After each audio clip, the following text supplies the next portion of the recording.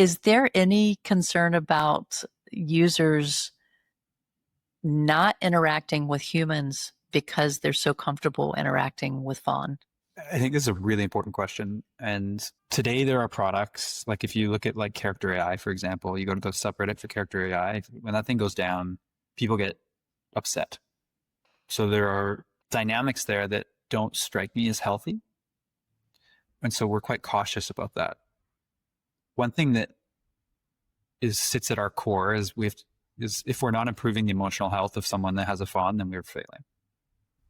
And the most important input to emotional health, I believe, is our closest relationships. There's a book called Triumphs of Experience. It does a really good job of explaining that. And the most important relationship being that with parents. And so first of all, your fawn will always encourage you to go out and build relationships. So if you're struggling with, if you're in a disagreement with your mother, fawn will encourage you to talk to your mother about it. And will never down talk them.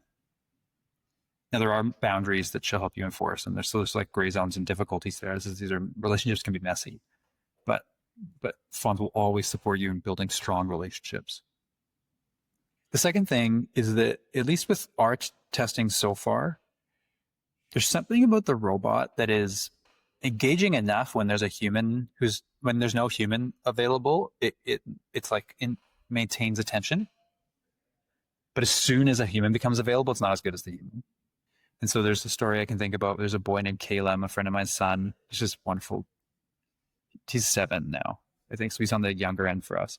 But he was asking for like story after story of this early prototype. It wasn't even fawn then. It was a bunny. But anyway, and he's going and asking question after question. We were there for like an hour and a half. And then suddenly his dad comes upstairs. It was Christmas time. And his dad was like, okay, it's time to put up the Christmas lights. And he just looked at me and he was like, how do I turn it off? It was immediate. And then his father looked at me and he was like, oh my gosh, if he was watching a movie, do you know how difficult it would have been to get him to stop? Yeah.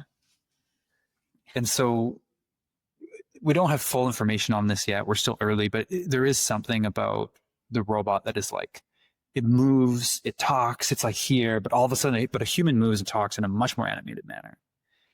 And so it's not as addictive as television or video games. I wouldn't even use the word addictive at all, but it doesn't capture attention like that when a human's available.